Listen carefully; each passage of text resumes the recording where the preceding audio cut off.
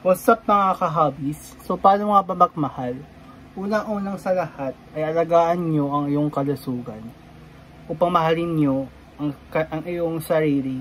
Kasi ang pagkakaroon ng yung para sa akin, mahalin mo muna yung sarili mo bago ka matutong magmahal. Kasi paano ka mamahalin kung hindi ka mamahalin yung sarili mo?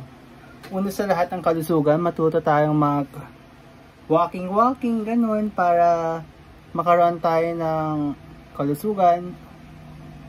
Mag-diet, kumain ng mga well-balanced diet, yung grow, ano yun, basta GGG, yung tatlo, yung vegetable, yung rice, yung mga meat, ano pa ba, magkaroon ng mga hobby, para mahalin mo yung sarili mo, para matuto ka magmahal.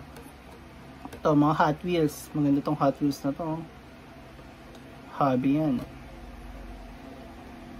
Mag-ipon. So, si Poo.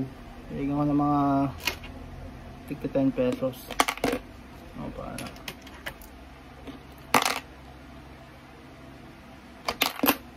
Magbasa ng mga libro, ng mga sinauna. Para malaman mo na paano mo mamahalin yung sarili mo. Paano ba magmahal? Mag-enjoy. Manood ng LG Hobbies habang kumakain ng ito.